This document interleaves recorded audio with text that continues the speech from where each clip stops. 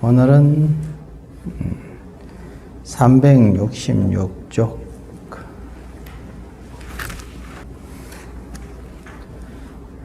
중간에 보면 이제 본색 종장을 찾아 큰 스님 이제 깨달은 이제 조사 스님들을 찾아서 깨달은 뒤 인가를 받으라고 강조한 분으로 중국의 몽산선사와 우리나라의 태고선사를 들 수 있다.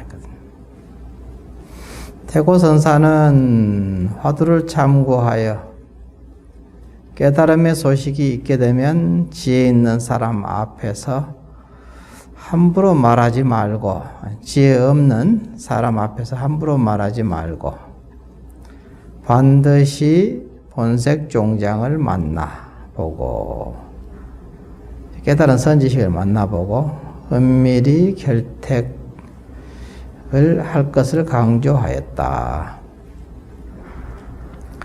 태고선사는 안산당 부인 묘당에게 주는 글에서 이렇게 말했다. 보살님이 이제 공부가 많이 됐나 보지. 이렇게 이제 안산당 부인 묘당 보살님에게 주는 글에서 참선하려면 모름지기 조사의 관문을 뚫어야 하고 도를 배우려면 마음길이 끊긴 데까지 가야 한다.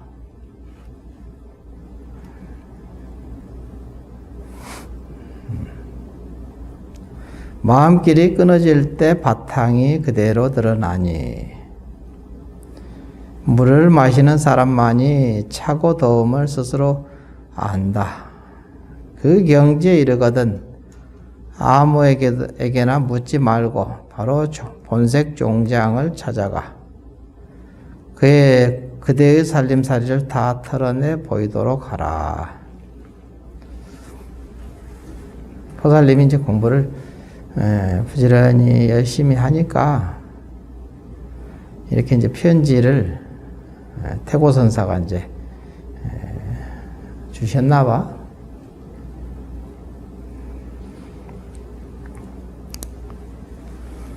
태고선사는 또 왜 깨달은 뒤 본색 종사를 찾아 인가받을 것을 강조하였을까? 그 까닭은 이렇게 말하고 있다. 실로 그 경지에 이르면 어느새 무명이 깨지고 화련이 크게 깨칠 것이니 깨친 뒤에는 부디 본색 종장을 찾아뵙고 마지막 인가를 받아야 한다. 만약 그런 종사를 만나지 못하면 열이면 열 모두 마구니가 될 것이니 진심으로 조심하기 바란다.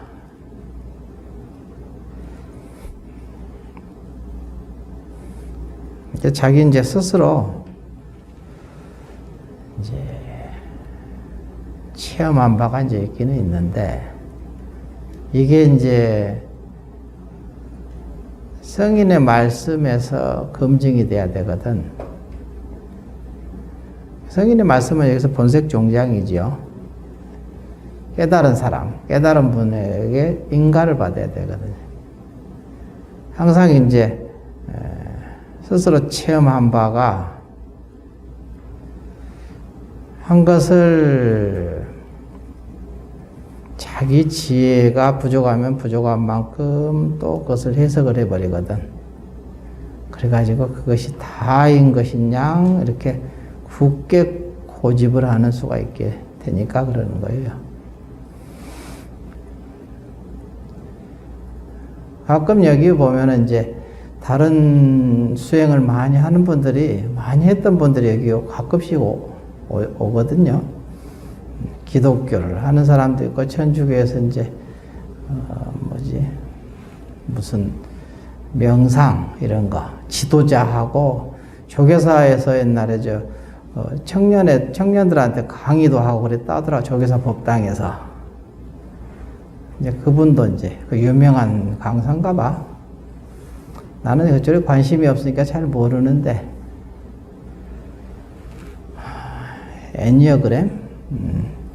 미국에서 아마 있을 때부터 미국에 신부님들하고 수녀님들하고 같이 공부를 했다더라고. 오래됐대요. 자꾸 한국에 와서 이제 활동을 이제 명상 강사로 많이 이렇게 활동하다가 본인이 뭔지 모르지만 하여간 미진한 부분이 있고 좀 이렇게 부족하다고 생각하니까 이게 왔겠죠. 어떻게 여기 찾아왔어? 와가지고 한 3년 다녔을 거예요. 다니면서 본인이 여기 와서 자기가 이제 막혔던 부분들이 다 이렇게 해결이 됐는데 공부를 꾸준히 해야 되는데 그거 가지고 이제 다 끝났다고 생각하는 거지. 공부라는 게 끝이 어딨어?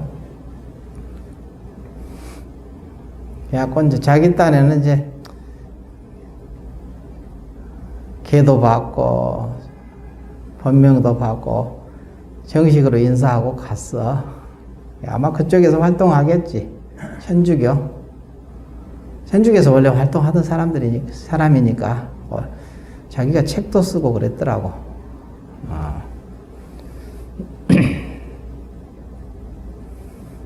근데 여기 와서 이제 한 오래 다녔잖아요.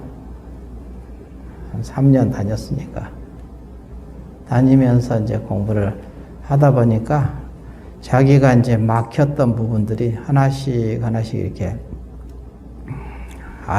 뚫어지니까 해소가 되니까 이제 안 나오는 거지.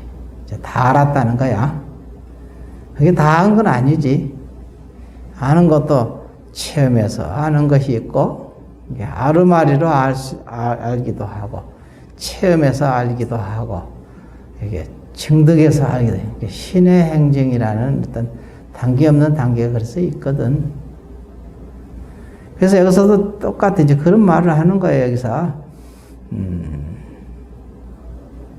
그런데 종사를 만나지 못하면 열이면 열 모두 마구니가 될 것이다. 마구니라는 것은 이제 치우쳤다는 것이지.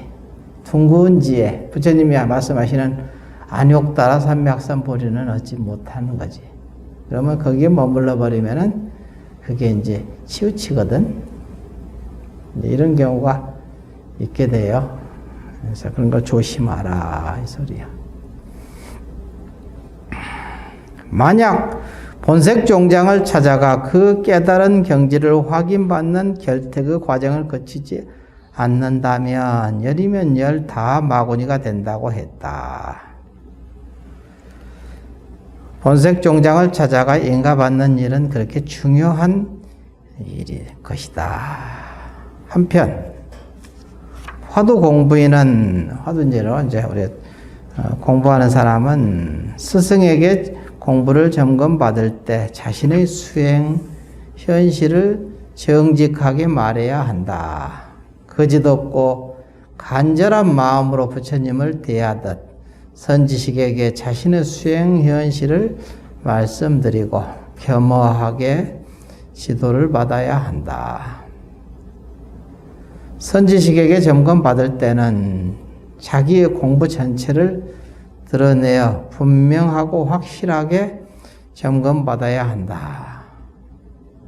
바르게 의심을 지어 가는지 경계에 끄달리고 있는 것은 아닌지 등등에 대하여 낱낱이 점검받아야 한다.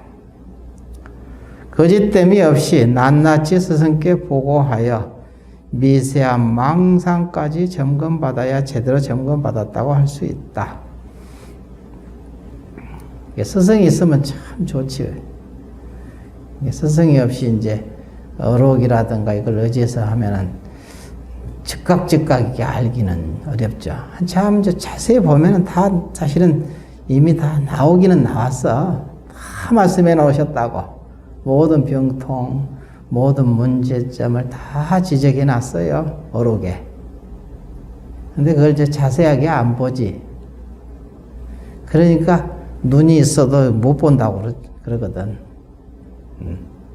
눈 뜨고 봉사지 뭐. 많이 보면서 모르는 거야, 이제. 근데 그런 사람은 사실은 직접 이렇게 선지식이 앞에서 얘기해줘도 귀머거리와 같아서 듣고도 못 들어. 뭔 소린지 모르지. 이게 결국은 이제 자기 마음에 달렸다는 소리예요. 자기가 항상 순수하게 마음을 순수해야 돼, 마음이. 그러면은 어린애처럼 순수해야 그냥 거꾸로 얘기해도 다 옳게 듣게 돼. 엉뚱한 얘기를 들어도 다 옳은 소리가 된다니까. 그래서 새 우는 소리, 닭 우는 소리 속에서 깨닫잖아요. 닭이 법문을 하는데 그게 법문이거든. 근데 자기 귀가 아주 바르니까, 마음이 순수하니까 모든 것이 순수하게 그대로, 있는 그대로 진리로서 딱 다가오거든. 거기에 달렸지, 말해주는 것에 달린 것은 아니지요. 그래서 자기 마음을 항상 이렇게 잘 잡들이고 쉬고 놓는 공부를 끝없이 해야 돼요. 그래야 마음이 쉬어지거든. 어린애들이 보면은 참 날카로운 법문을 하거든. 그런데 걔네들은 모르면서 그냥 하는 거야. 근데 이제 이렇게 다 알고 몰라야 되거든. 다 알고 푹 분별이 전부 쉬어져야 되거든. 도인하고 이제 어린애 차이야. 순수하기는 똑같아. 어린애나 도인이나 순수하기는 똑같은 순수한 마음인데, 어린애는 모르고 순수하고 모르면서. 근데 도인은 다 알고, 똥인지 된장인지 다 알아. 다 알고 분별이 쉬워진 거지. 순수한 마음이지. 이런 이제 마음이 돼야 이게 이제 제대로 모든 것 속에서 선지식의 법문을 듣게 돼. 그런 부분이 있으니까, 그러니까 이제 어록을 봐도 다 뭔 소리인지 이렇게 이분이 뭘 말씀하시고자 했는지가 그냥 그분의 마음의 표현이잖아, 말이라는 것은. 그죠? 그 법문이라는 것은 그분의 마음을 그냥 그대로 드러내서 보여준 것이니까 그 마음을 알아야 되거든. 그러면 그 마음을 알게 돼. 왜냐? 내 마음이 순수하니까. 있는 그대로 전해지는 거지. 그래서 그걸 보고 이심전심 그러거든. 이심전심했다. 조주 스님의 마음이 그대로 전해지는 거지. 그 화두 속에서.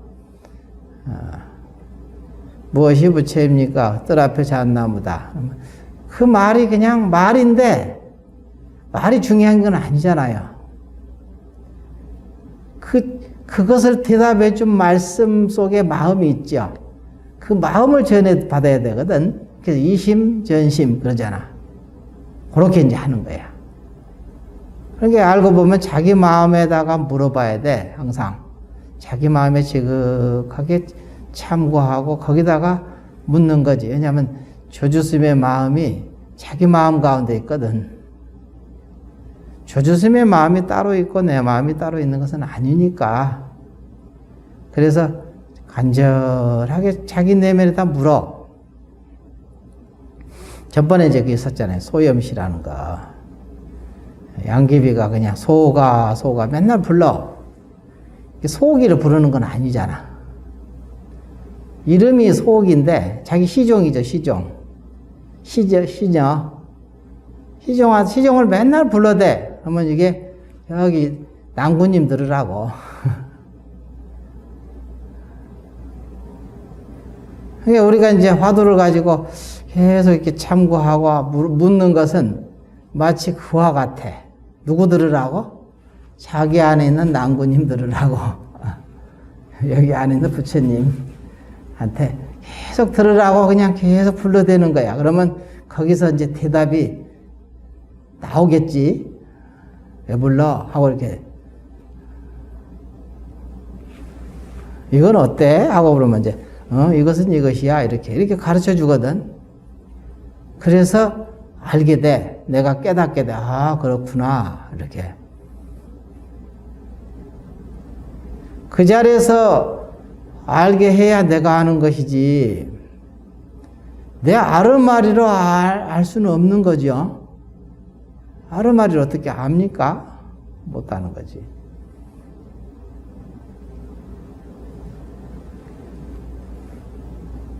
그러니까 항상 자기 내면에다 물어라. 조주스님의 마음도 내 마음에 있고, 부처님의 마음도 내 마음 가운데 있고, 여기 있는 이 스님의 마음도 여러분 마음 가운데 있다고. 그러니까 자기 마음에 감사한 일이 생기면 자기 마음에다 감사해 하고 이렇게 항상 자기 마음 안에다가 추구를 해야 돼. 겉에다 대고 그냥 아이고 감사합니다 어쩌고 해봤자 반토막도 안 돼요. 그거는 진짜는 자기 안에다 해야 된다 이 소리지. 억울한 일이 있어도 거기다 추구하고 하소연을 하도 여기다 하고 저 바깥에 저것이 그냥 나를 죽게 못 살게 그냥 해코지를 해도 여기다가 해야 돼. 왜냐? 해코지를 하게 하는 그놈이 마음 그 주인이 여기가 있거든. 아셨습니까? 이게 바로 수행이야. 우리 삶을 떠나지 않았죠. 우리 삶하고 직결되어 있잖아요. 이것도 점검이에요. 점검, 인가 받는 거. 그래서 거기 서로 기합이 탁 되면은 점검해서 인가 받은 거지. 이렇게 볼 줄 알면은 여러분이 이제 공부를 틈이 없이 잘 지어간다. 이렇게 얘기하는 거지. 오늘은 이제 자, 그 다음에 369쪽. 점검과 인가의 과정은 어떻게 이루어지는가? 과정. 부질없는 말을 해놨는데, 한번 봐봅시다. 그래도 이거 쓰느라고 애쓰셨으니까, 요거 이제, 이 글을 쓰시느라고, 그래도 공부 많이 하신 부참 스님들이 요거 모여가지고 이렇게 쓴 거잖아요. 아주 선원장 스님들이 전부 모여서 이렇게 써놓은 거니까. 그래도 애쓰셨지 뭐. 애써도 다 허물은 있거든. 다 허물은 있지만 다 애쓴 또 공덕은 있어요. 그러니까 다 감사하게 생각을 해야 돼. 허물을 보이더라도.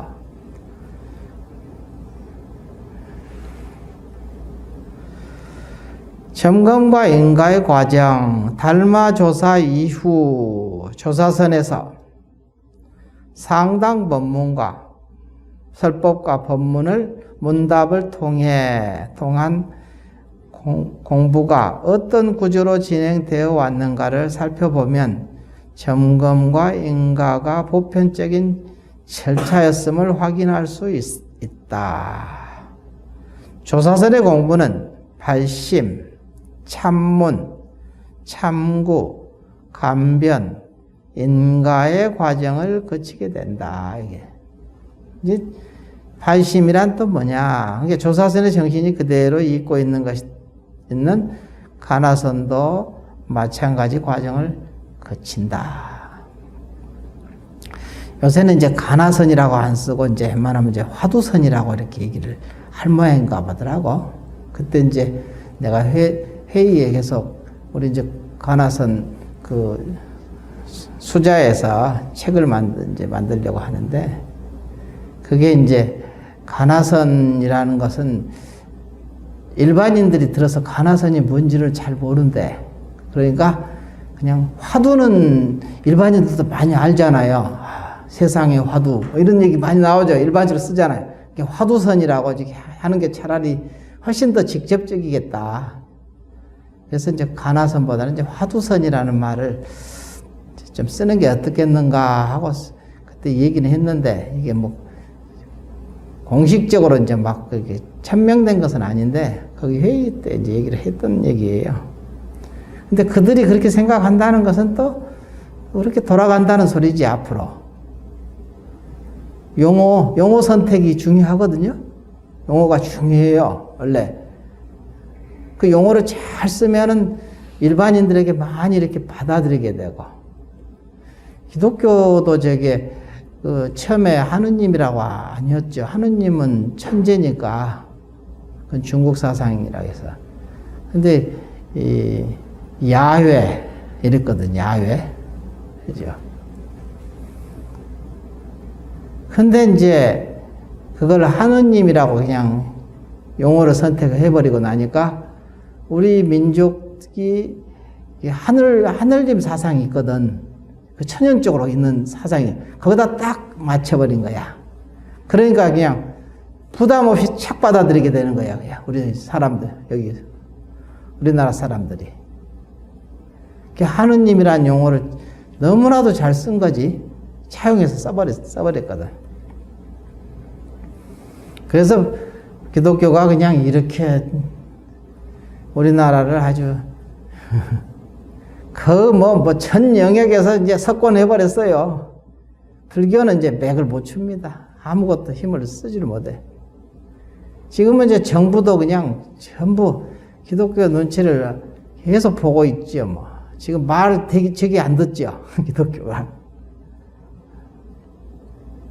그런데도 그냥 거기다 대고 힘이 세니까 막 멋대로 하려고 하거든요, 저게. 자기들이 힘이 워낙 세니까 누구 말도 안 들어.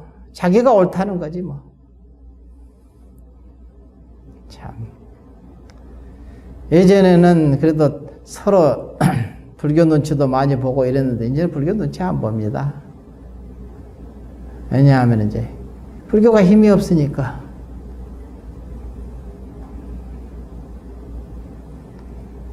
그러니까 균형을 잃어버려서 이제 균형이 무너졌어. 무너진 지 오래됐죠, 뭐.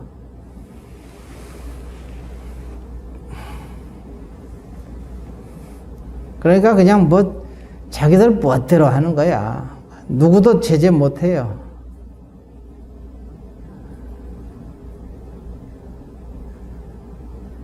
그러니까 그들 잘못만이라고 할 수도 없지. 우리 잘못이지. 왜냐? 우리가 힘을 안 길렀잖아.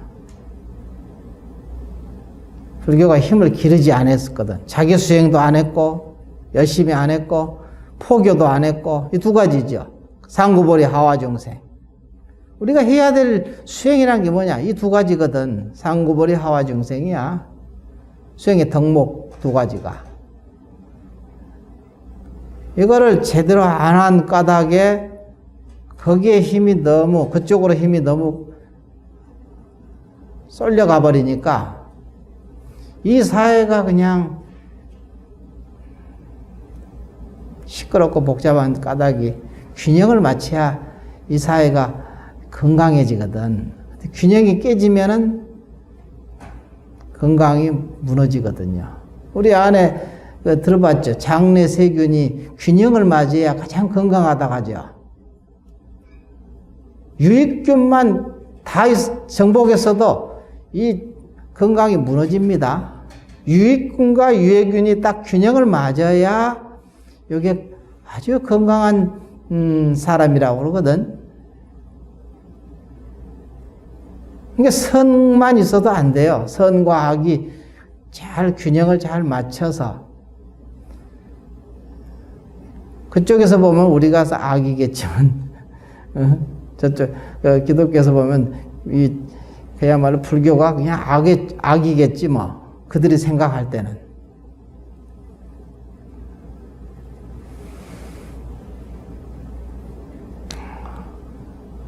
그래서 우리는 그 나쁜 놈이라고 그들 탓만 해서 하고 있어서는 안 된다는 거지. 우리 탓이라. 우리가 열심히 하지 못한 탓이야. 그러니까 이 세상이 시끄러운 것이 우리 탓이라고.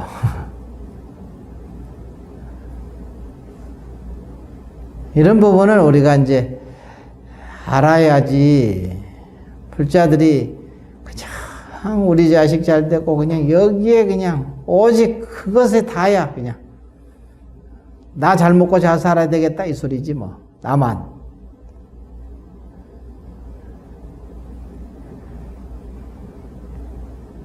그러니까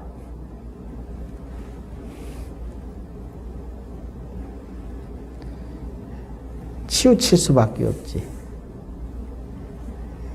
그래서 이제 공부를 우리가 이제 부지런히 해야 하고, 공부를 한다는 것은 상구보리 하중생이거든.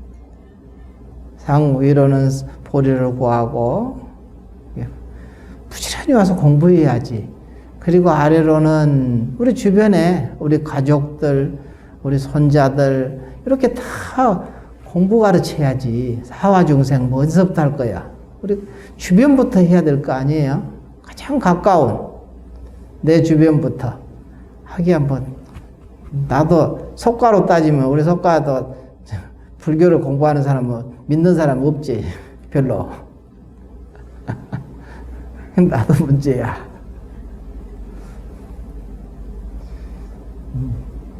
근데 이제 이미 그냥 이런 출가를 하긴 했지만, 그래서 출가해가지고, 그래서 맨날 앉아서 여기서 법문하는 것이, 이것도 사실은 하와 중생이죠. 부지런히 이게 법을 전해주는 거지. 부처님의 법을 받아서 반사. 얘기하잖아요. 반사한다고. 부처님 법문을 반사하는 거지. 달처럼 해가 딱 불을 비치면은, 부처님은 해라 하면은 달은 보살이거든. 보살은 탁 반사해서 밝게 비춰주는 거야.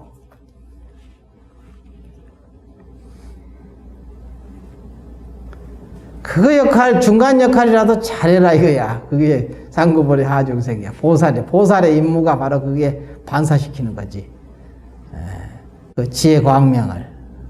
그래서 모두가 밝게 살고, 밝게 말하고, 밝게 행하고, 세상이 밝아지게 하게 하는 방법이 보살의 일이죠. 근데 알고 보면은 부처님이 또 따로 있는 것은 아니지. 자기 마음 가운데 있지. 알고 보면은. 근데 역할이, 작용에서는 그렇게 틀린 거야. 부처는 광명의 본체고, 그게 해와 같고, 보살은 광명을 그대로. 그래서 항상 그 부처님의 위실력을 받들어 법문하거든. 받들어 법문하는 거야. 자기 힘으로 법문하는 게 아닙니다. 근데 알고 보면 또 부처님도 자기 안에 있지. 부처가 따로 있고 보살이 따로 있는 것은 아니잖아요. 설명을 하다 보니까 그렇게 설명을 하는 겁니다. 비유를 들다 보니까 부처님은 해라고 비유하고 보살은 달이라고 비유하는 거지. 이 어두운 세상에 밤에는 해가 안 뜨니까 어두운 세상에 뭐가 빛을 내겠어요? 달이 빛을 내잖아.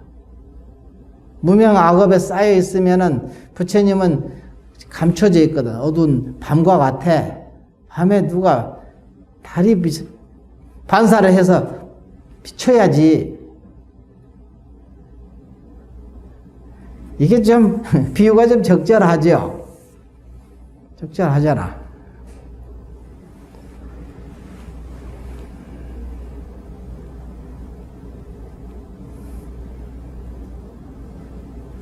근데 이게 비유는 한 가지만 쓰는 거야. 두 가지 비유를 쓰면 안 돼. 그래서 그 비유를 쓰고, 근데 알고 보면 또 부처도 자기 마음 가운데 있고, 보살도 자기 마음 가운데 있고, 중생도 자기 마음 가운데 있더라. 이렇게 얘기하는 거야. 그러면서. 자, 그 다음에 이제 보면은, 그래서 발심이라는 것은 뭐냐? 첫 번째, 발심. 발심이란 깨달아 모든 번뇌에서 벗어나 기필코 대자유인이 되겠다는 간절한 목마름. 따라서 발심은 선수행의 출발점이라 할 수 있으며 시종일관 이어져야 하는 생명줄이며 목적 달성의 원동력이다. 이렇게 써 있네. 근데 이게 발심이라는 말은 발심이란 말이 뭐가 줄임말인가? 발보리심. 그것이 줄임말이야. 갖춰서 얘기하면 안욕따라 삼매학산, 안욕따라 삼매학산 보리심 이렇게 하는 거야 이제. 근데 이게 그렇게 얘기하면은 이제 너무. 근데 금강경에도 그렇게 나와 있잖아요.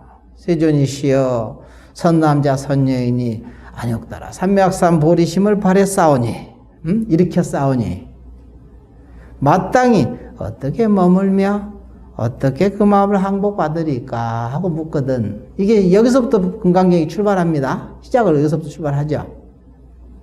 발심해야 법문을 받아들일 수 있거든. 발심하지 않으면은 법문이 받아들이기 어려운 거예요. 못 받아들여지는 거지. 여러분이 발심이 돼야 돼요.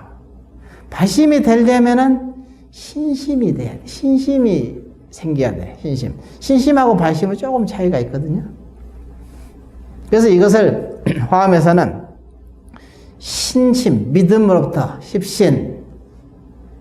근데 십신이 믿음이 완전해지면은 어떻게 되느냐? 그걸 보고 발심이라고 그래. 믿음이 완전히 딱 성숙해지는 순간 이름을 발심이라고 하거든. 비유를 든다면은 이게 발심은 이게 이제 우유를 이렇게 있죠. 거기다 소금을 살살살살 뿌리고 이제 이렇게 하면은 거기서 이렇게 뭉글뭉글하게 생기죠. 이렇게 우유로만 있을 때는 아무것도 이렇게 잡혀지지 않죠. 건더기가 없잖아. 손에 걸리지 않거든. 근데 딱 조금 지나고 끓이면은 이렇게 어때요? 뭉글뭉글하게 생기죠. 그게 이제 발심이 됐다는 거야. 뭉글뭉글하게 생겼다는 것은 이미 신심이 이게 딱 안욕따라 삼매학산 보리심이 된 거야. 근데 일체 중생은 마치 우유와 같으니까 본래 다 가지고 있어. 응? 본래 그 뭉글뭉글한 그거 치즈라 해야 되나? 그거 다 가지고 있죠. 우유 속에는 다 있잖아요. 그거 우유 속에 없나? 다 있죠. 근데 그게 이제 우리가 믿음이 생기지 않는다고 그러잖아. 그러니까 왜냐하면 믿음을 가지고 있는데 믿음이 생기지 않거든. 그러니까 우유를 이렇게 가지고 손 이렇게 만져보면 아무도 이렇게 손에 거치지 않죠. 그러니까 신심이 안 생겼다고 그래. 그렇죠. 그 믿음을 가지고 있어, 원래. 있는데, 그냥 물하고 그냥 같이 하나가 섞여 있거든. 완전히 섞여 있기 때문에, 그거를 이제 자기가 느낄 수 있게, 이렇게, 느낄 수 있게 만들어가는 것이 이름을 이제 발심이라고 그래.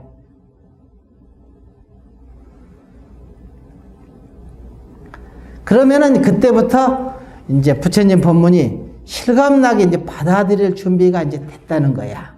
그래서 여기서는 이제 이렇게 표현했거든. 발심이란 깨달아 모든 번뇌에서 벗어나 깊이고 대자연이 되겠다는 간절한 목마름. 이렇게 표현했네. 간절한 목마름. 근데 간절한 목마름이라는 거 생기는 것이 지극하고 정성스러운 마음인데 똑같은 사람이 법문을 들어도 어떤 사람은 이렇게 그냥 그렇구나 하고 딱 믿어지는 사람이 있고 어떤 사람은 안 믿어지는 사람이 있거든. 똑같은 법문을 들어도 그냥 맹숭맹숭 하는 사람도 있고. 그거는 이제 전생 성근에 달렸거든. 전생 성근이 많이 지은 사람은 그냥 척척척척 받아들여지는 거야. 그냥 가슴에 착착 와닿아. 근데 그렇지 않으면 똑같이 법문을 들었는데 그냥 맹숭맹숭해. 하나도 걸리지 않아, 여기에. 그러니까 선근이라는 것은 예를 들어서 밑에서 불을 이렇게 살살 떼면 이제 뭉글뭉글해지잖아. 소금 탁 치고. 그렇게 법문을 통해서 이렇게 하는데, 근데 나중에는 이렇게 살짝 이렇게 걸리죠, 손에. 그러니까 이제 믿음이라는 것이 좀 섰다는 거야. 발심이 됐다는 소리. 그걸 보고 발심이 됐다고 할 수 있거든. 발심이 돼야, 금강경에도 보면 발심이 선남자 선녀인이 안욕따라 삼맥산 보리심을 발했사오니, 발심했사오니 이 소리거든요. 법문을 해 주십시오. 이 소리거든. 화엄경에도 나오죠.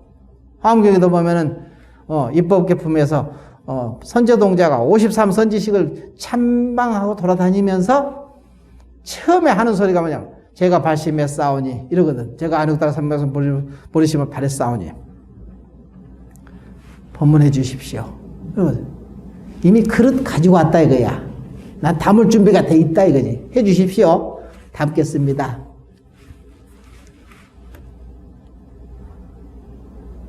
발심이 중요하겠죠. 발심이 중요한 거야. 근데 이 발심이 하루아침에 생기는 게 아니라 어떤 사람은 저는 신심이 안 생깁니다. 왜 이렇게 신심이 안 생길까요? 안 믿어집니다. 그래. 나도 옛날에 그러더라고. 믿고 싶은데 안 믿어지는 것이 아주 죽을 지경이야. 좀 믿어졌으면 좋겠는데. 왜 안 믿어지는 거지?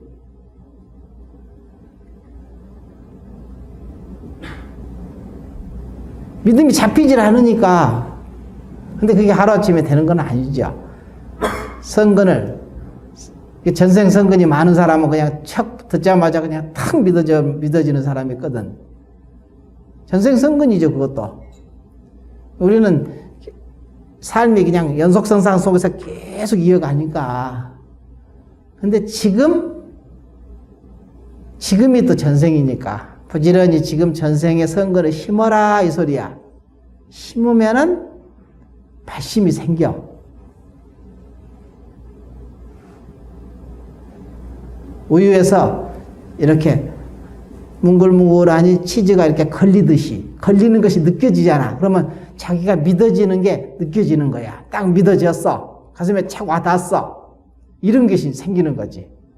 알게 돼요, 그거를 분명하게. 아무것도 없는 곳 속에서 생겼잖아. 그러죠? 아무것도 없었잖아요, 지금.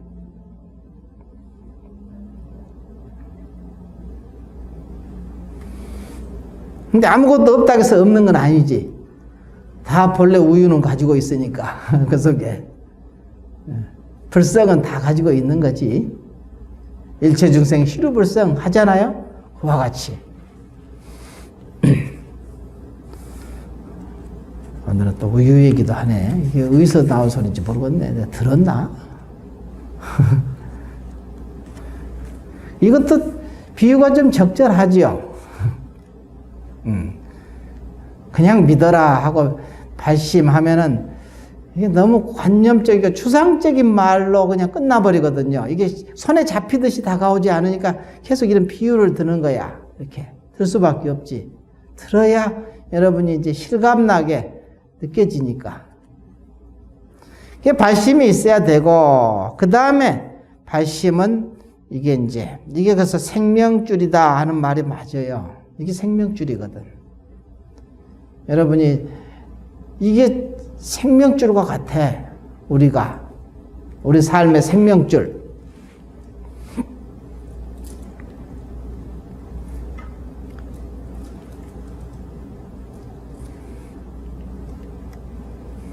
오직 이것이 내가 사는 길이라. 우리가 이제 산다는 것은 이 육의 목숨 생명도 생명이지만 지혜의 생명이 참 생명이거든. 해명 그러다. 지혜 해자 목숨 명자를 쓰잖아요. 지혜의 생명을 잃어버리면은 영원히 죽는 거거든요. 그거는. 이 육의 목숨은 이 한 생에 불과해. 한 생으로 끝나거든. 다음 생에 또 나오니까 뭐 상관없어. 그냥 맨날 죽었다 살았다 뭐 끝없이 그냥 죽고 살고 끝없이 수억 겁을 그렇게 해왔는데 거기에다가 자기 삶을 전체를 걸 필요는 없잖아. 근데 이 지혜의 생명을 놓치는 것에다는 목숨을 건다기보다는 거기다 전 삶을 던져야지. 그래야 지혜로운 사람이라고 할 수 있겠지.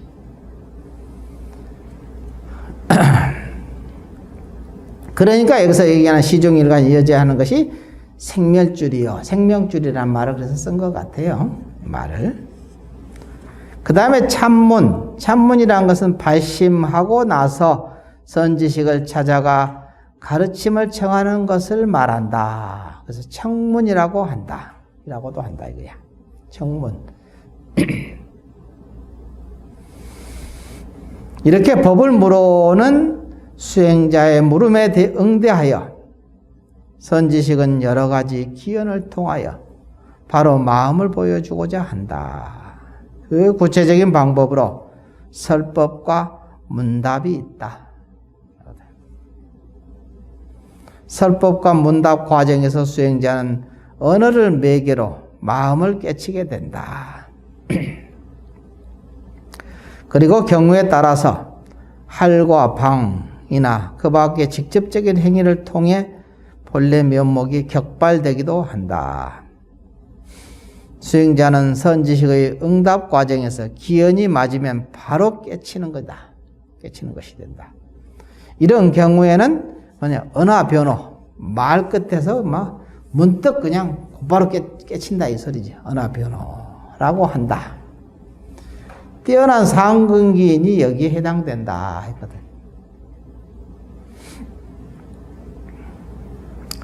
선지식이 말하는 것은 진리를 그냥 얘기하는 것이거든요. 다른 군더더기 뭐 얘기할 것도 없어요. 진리를 온통 그대로 드러낸 말이야. 그렇죠? 그러니까 그대로 받아들이면 진리를 체험할 수밖에 없죠. 왜냐하면 그분이 진리를 온통 그냥 그대로 드러냈으니까 무엇이 부처입니까? 그러니까 뜰 앞에 잣나무니라 이렇게 했단 말이야. 무엇이 부처입니까? 하니까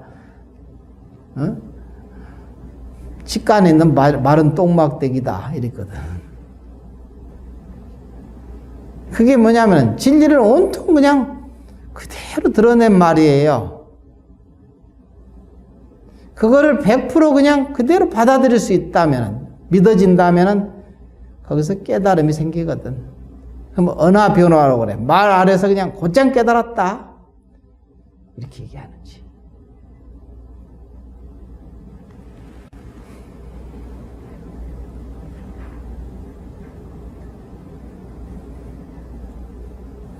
그러니까 이제 공안이라든가 이제 조사스님의 말씀, 공안과 설법 또는 이제 화두를 제시할 때 이게 그냥 그대로 믿어지는 사람이 있고 그냥 안 믿어지는 사람이 있잖아요. 그러죠? 법문해도 청 믿어지는 사람이 있고 그냥 안 믿어지고 왜 저런 말씀 하시지? 하고 이제 이렇게 안 믿어지는 사람도 있는데 그것도 전생 성근에 달렸다겠죠? 전생 성근에 달린 거야 그게.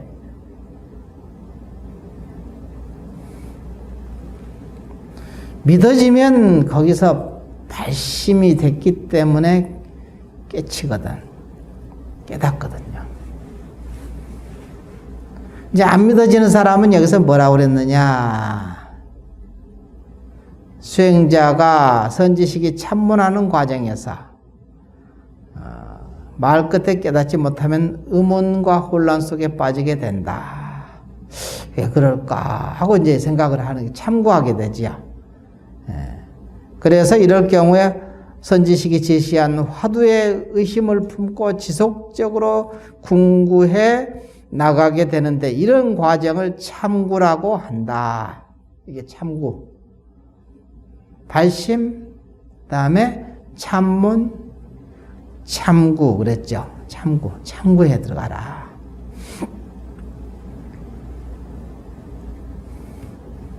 참구를 해도 사실은 믿음이 근본입니다. 그 말을 진실되게 믿어야 돼요. 그리고 믿음이 또 바른 쪽으로 가야 돼. 자기 내면으로 들어가야지 머리로 굴려가지고 그냥 이렇게 해서는 안 되지요. 그러니까 자기 내면에다가 지극하게 물어야 돼. 그래야 이게 바른 믿음이 되고 바른 참고가 되거든요. 그럼 바른 깨달음이 생기겠죠.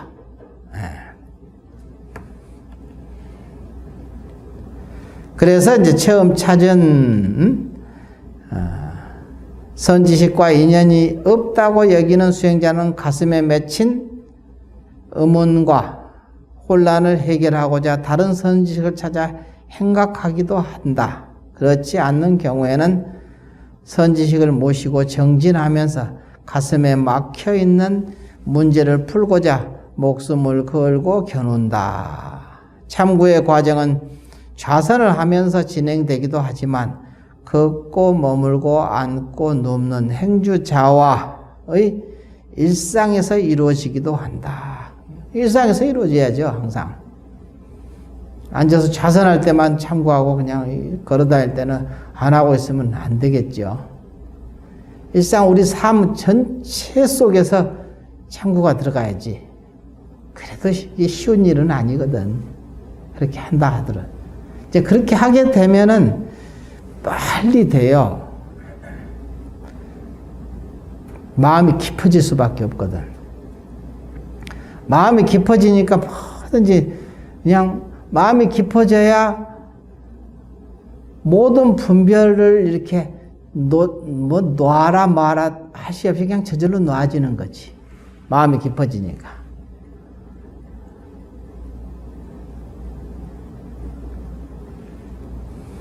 그래서 이제 공부가 이게 일여하다. 그래서 일여한다고 그래, 일여.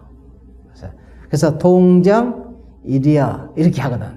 동정, 앉을 때나 서 있을 때나 돌아다닐 때나 일여. 항상 같다 이거지. 일여. 여여하다 이거야. 그러니까 바깥 경계에 그냥 탓을 안 해. 공부가 맨날 부족하면 맨날 바깥 경계에 끄달리니까 바깥 탓, 경계 탓을 많이 하잖아요. 보통 일반적으로 많이 하거든. 그러면 바깥 경계하고 싸우느라고 그냥 공부를 놓쳐버리고 또 공부는 또 탓을 하고 있고 자기 탓, 차라리 그냥 자기 탓을 하는 게 낫지 뭐. 남 탓을 끝없이 하거든. 이런 부분이 이제 있어. 옛날에 그 얘기 누가 들으니까 그러더라. 봉암사에서 공사를 하니까 그냥 포크레인이 막 이렇게 공사를 하잖아, 일을. 좌선하는데 막 시끄러 죽겠다고 그냥. 좌선하다가 그냥 죽비치는 좌선하다가 뛰어나가가지고 그냥 포크레인 뛰어 올라가서 그냥 저기 이제 뭐지? 그 열쇠 그냥 시동 꺼가지고 열쇠를 그냥 갖다 숲에다 던져버렸대. 공부가 안 되는데 저기 시끄러워 죽겠으니까 진짜 내 공부하러 왔지 저 죽을 지경이지 뭐. 그런 얘기가 있더라고. 실제로 있었던 일이래. 그 공부하겠다는 참 정열은 나쁜 것은 아니지만 참 뭐가 공부인지를 모르고 있는 거야 지금. 뭐가 공부인지를 모르고 공부한다고 열심히 그냥 죽기 살기를 하고 있어. 저게 참 큰 문제지. 공부가 뭔지도 모르고 공부하고 앉아 있는 거지. 그러니까 그래서 공부가 어렵다는 거야. 지금 그게 경계잖아. 그 경계를 놓고 쉬는 공부를 자기 내면에서 끝없이 그 공부를 그럼 차라리 하든지. 옛날에 천태지자대사 얘기 있잖아요. 앉아서 좌선만 하면은 그냥 풍악 소리가 울려오니까. 그게 마음에서 울려오는 것이지 뭐 바깥에서 오는 것은 아니거든. 그것을 10년을 그랬대, 10년. 아이고, 어지간하지, 뭐. 그 정도면. 참, 그러니까 큰 스님인가 봐. 우리 같으면 1년이 아니라 한 달만 그래도 그냥 미쳐 뒤집어지는 거지, 뭐.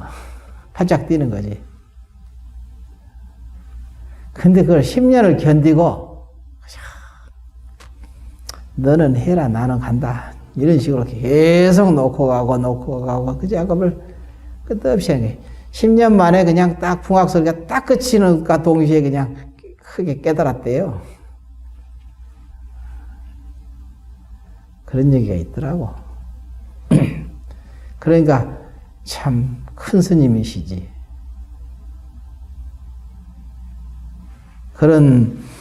그게 경계인데, 견뎌내는 것.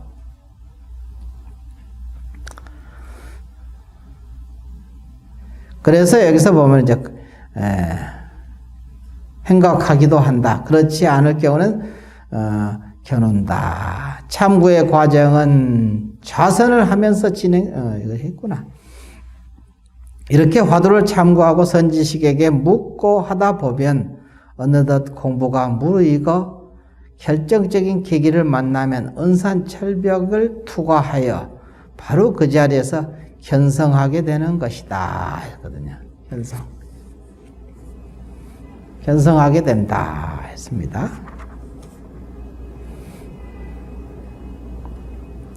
그 다음에 이제 감변은 선지식이 수행자의 깨달은 정도와 상태를 정확하게 판별해내는 일을 말한다.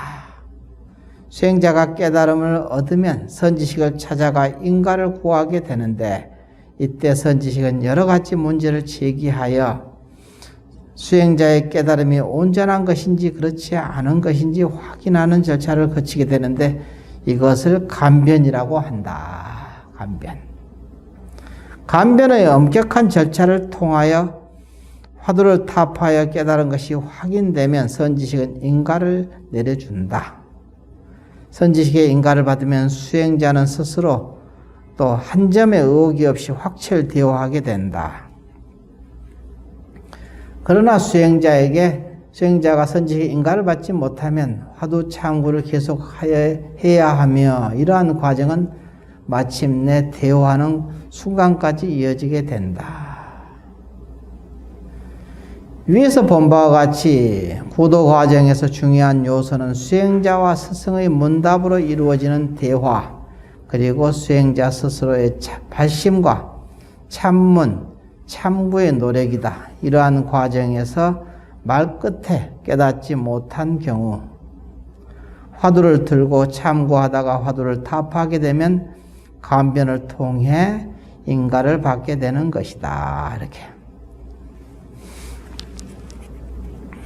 오늘은 여기까지 합시다. 자.